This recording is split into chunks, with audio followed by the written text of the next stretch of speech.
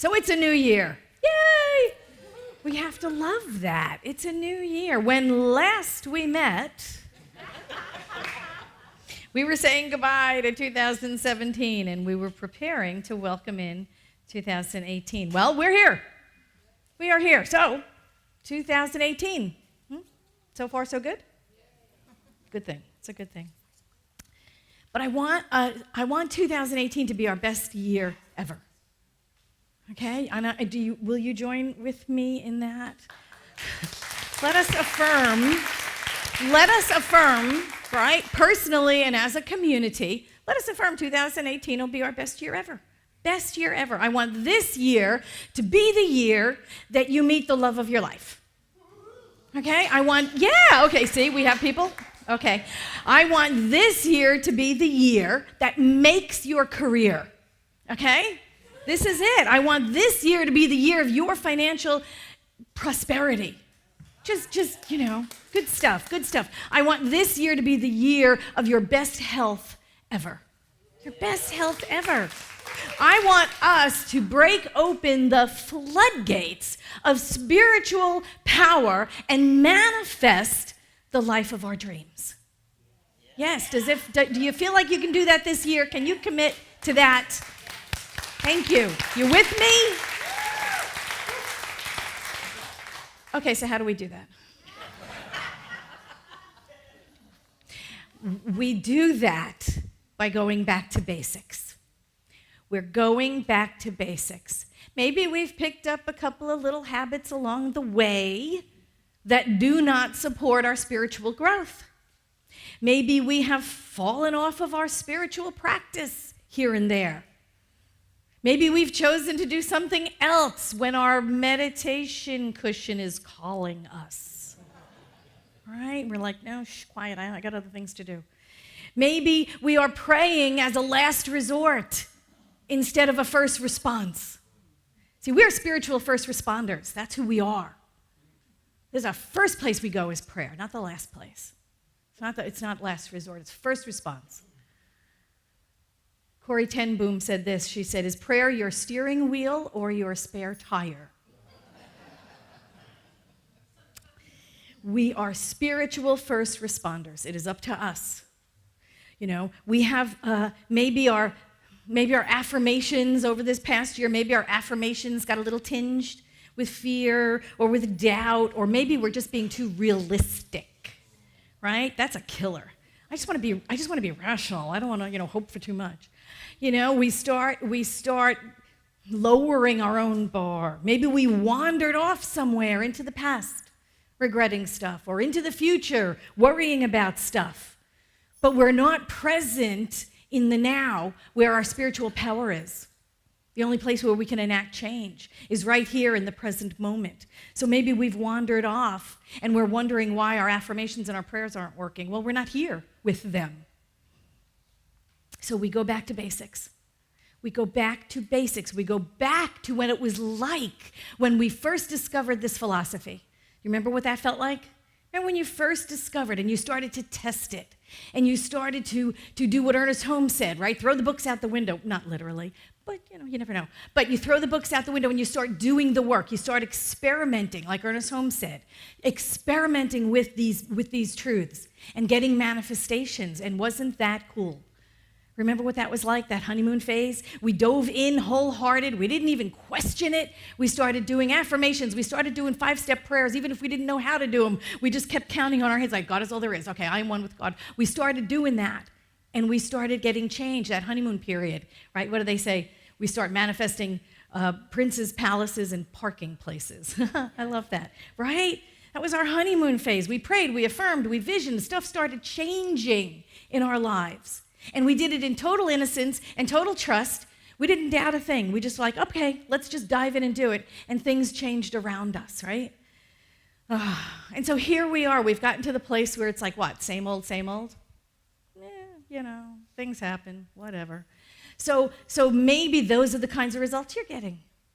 Now you're getting the, semi results too. We return to principle. When things start getting there, when things start going to the same old, We have to go back to principle. We go back to the beginning. We go back to the beginning of our teaching. We go back to the beginning to the way it felt when we first discovered this philosophy. We go back to the beginning of our spiritual path. We go back to the beginning of the book. We go back to the beginning of the book. And if you open the book right there on the inside, it says, these lessons are dedicated to that truth which frees man from himself and sets him on a pathway of a new experience, which enables him to see through the mist to the eternal and changeless reality. That's where we're going. We're going back there. That's where we go. And so when you crack open the text, you find the dedication, which is right below the passage that I just read. And that dedication is peace be unto thee, stranger. And it is also what is printed on your bulletin at the very top. So you can take that home with you. It's also wonderful, wonderful words to the dedication of the textbook. And then when you turn to the table of contents, you'll find prior to chapter 1, in the introduction, 4 parts. The thing itself, the way it works, what it does, and how to use it. The beginning of the beginning. And that's where it all started. That's where it all started for us in this philosophy when we discovered it. And the thing itself is also the title of this talk. And you'll notice for this whole entire month, those 4 titles are the titles to all the Sunday talks. And in this introduction, the thing itself, Ernest Holmes said this. He said, the study of science of mind is a study of first cause, spirit, mind, the invisible essence, the ultimate stuff and intelligence from which everything comes, the power back of creation, the thing itself. The thing itself.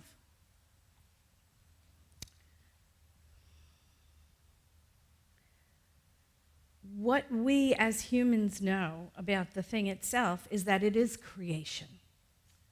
It is creation itself. It creates from its own substance, never being depleted, never being absorbed by its creations. It is the principle of life itself. And like all principles, it's invisible.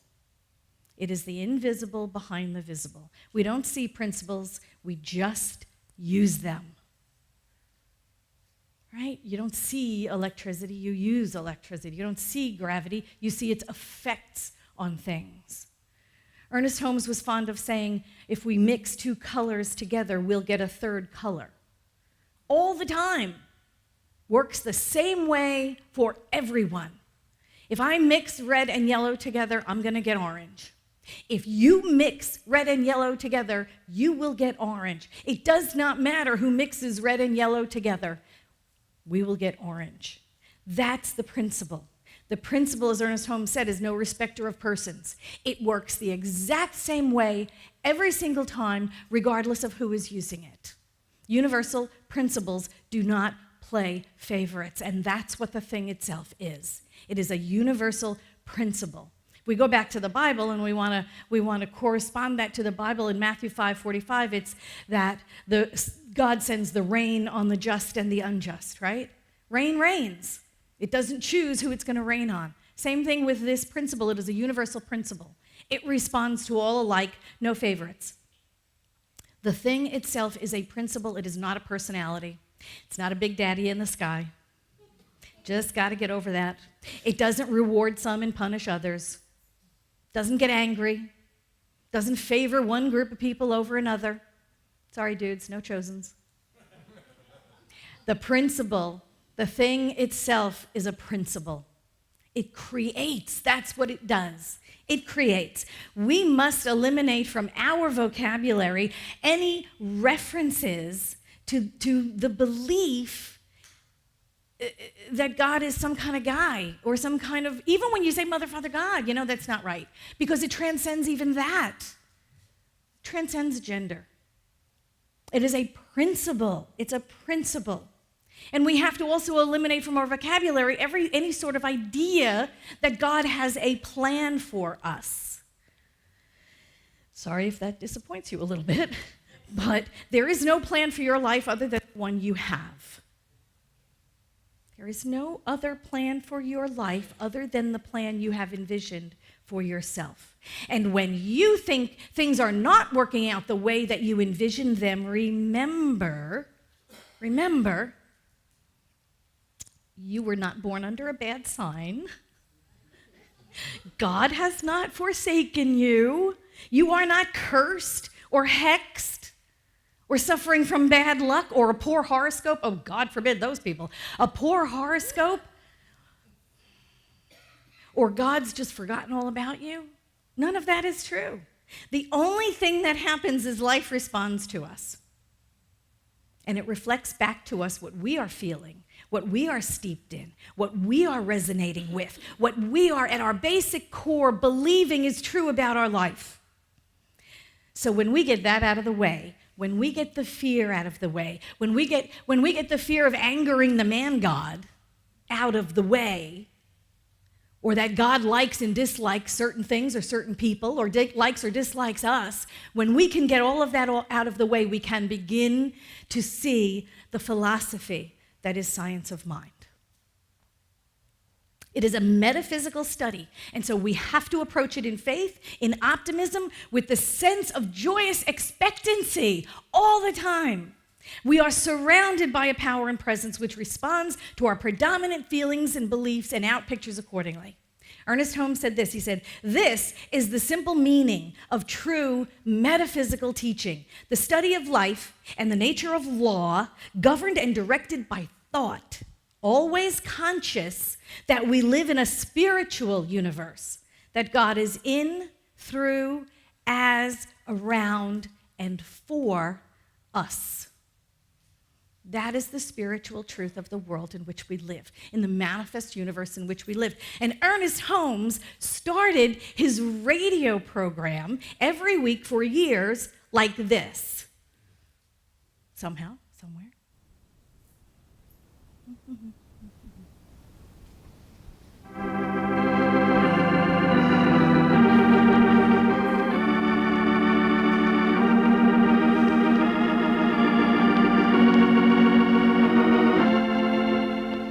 There's a power for good in the universe, and you can use it.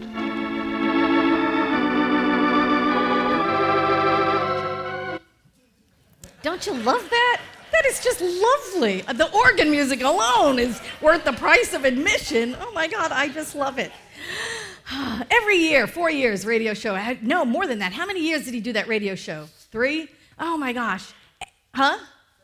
Yeah, a long time. That was the way it started every week. There's a power greater than you are in the universe, and you can use it. So when we realize that, when we absolutely embody that, realize we are surrounded always by an energy. It is a principle, and all it's doing is responding to our predominant feelings. We get it, that we are not appeasing a reluctant deity when we pray. We are aligning with a power that responds to us. It responds to us by corresponding with our predominant feelings. Ernest Holmes said prayer is a movement of thought within the mind of the one praying, along a definite line of meditation that is for a specific purpose. That's what we do. We align with this power and presence. The power and presence is always there. It's always been there, always will be there. It's always done what it always did, and it will always do that. It corresponds to our predominant thoughts, and it can only reflect back to us what that is. That thing itself, that first cause, that volition, that creator, is the source and supply of all manifestation everywhere, no exceptions. No exceptions. And we are the result of that. And we are the microcosm of that. And what we think and resonate and immerse ourselves in, that's what outpictures. Now, that being said, I'm not saying we're all God. We're not everything that God is. God is so much more. But everything that God is contained within us, right? You know, the metaphor we always use about the little, glass of ocean water, right? You take a little glass of ocean water out, and everything that's in the ocean is in that little glass. Every single thing, every aspect of ocean is in that little glass. but that little glass is not the whole ocean. Same thing with us. Everything within us is spiritual. Everything within us is qualities of God. We're not all of God. We're not all there is to God. But everything that we are is spirit. Everything. So the thing itself has aspects. It has characteristics. It has an objective and a subjective that is found within it. The objective mind is the conscious mind that we think with. And we may think of it as our mind, but it isn't. It's our use of universal mind. The subjective conscious is that aspect which is set in motion as the creative thing of our conscious mind. And our use of the universal subjective mind, that means it is subject to the conscious, the thinking, the directing part of universal mind.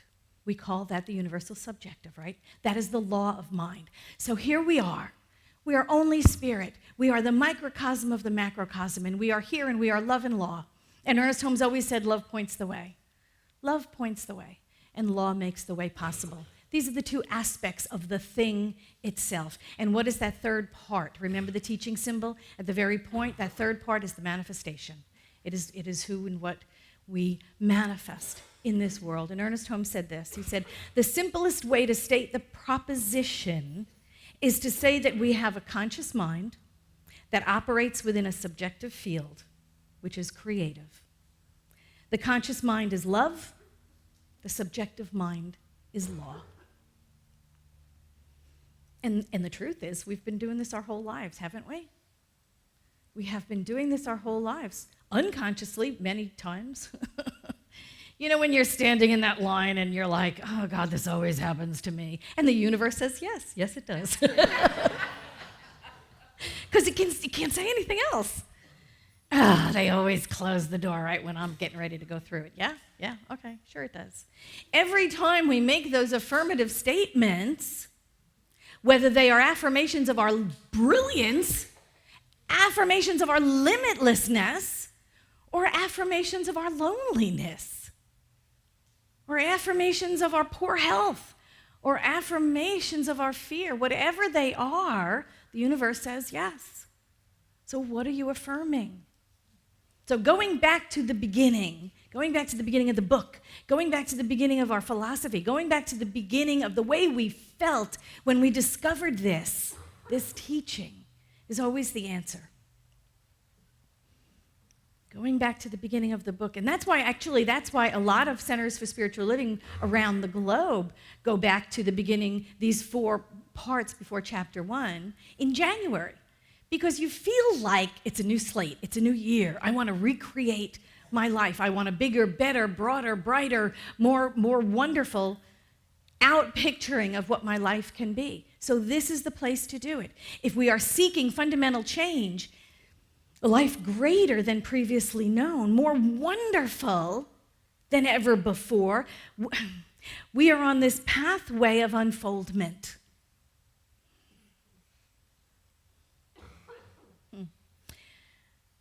We go back to the beginning. We go back to the beginning. We go back to what we know works. Go back to the beginning. Remember the basic truths and use them. Right? And use them, you know? When we, after celebration ends and we get all the tables put out and there's marvelous food and hospitality for us and we sit around chatting and talking, and what are you talking about? You're talking about your potential, you're talking about your limitations.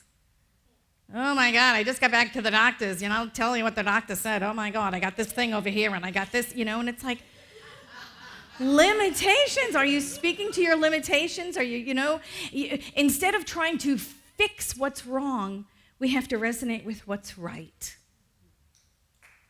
We go to the beginning. Yeah. We go to the beginning.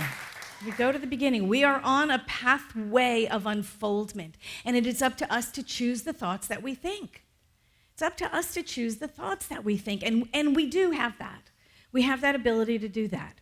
Yeah, I can't, that stuff just goes through my mind. I just can't think about it. Oh, yes, you can. Oh, yes. I remember that one time, Jacob Glass, one time, I don't know, this was years ago, when he said, if you had a microphone And it would broadcast every thought you thought out loud. You'd control your thinking really, really quick, right? You absolutely would. You can control those thoughts. So you speak. What is it? We practice that gap, which is God's area of preparation, right? God's area of preparation. There's a gap between what you think and what you say. Use it. Use it. Speak words of love. Speak words of possibilities. Speak words of infinite good. Speak words of gratitude. Remember, what comes out of your mouth is an affirmation all the time. So you're either affirming your limitation or you're affirming your limitlessness. You're affirming you're poor, you're broke, you're alone, you're lonely, you're unemployed, or you're affirming your possibilities. You are whole, perfect, and complete outpicturing of the mind of God in form, capable of anything, capable of any change at any time. Ernest Holmes said this. He said, "We must learn to come under the divine government and accept the fact that nature's table is ever filled. Never has there been cosmic famine. The finite alone has wrought and suffered. The infinite lies stretched in smiling repose." He was quoting someone else. He goes on to say, "God is always God, no matter what our emotional storm or what our objective situation may be. There is always something hidden in the being that has never been violated. We may stumble, but there is always that eternal voice forever whispering in our ear, that thing which causes the eternal quest, that thing which forever sings and sings." This is our inheritance. This is who we are. We have to go back to the beginning this year. This year, 2018, we have to go back to the beginning to sink even deeper into the teaching, to take it on as our lives. This is the year you're finding the love of your life. Yes? Yes. This is the year that makes your career. Yes? Yes. This is the year of financial prosperity. Yes? This is the year you discover the best, you reveal, not even discover, you reveal the best health of your life. Yes? This is the year. Come with me back to the beginning and let us outpicture your best year ever. Thank you so much. Thank you.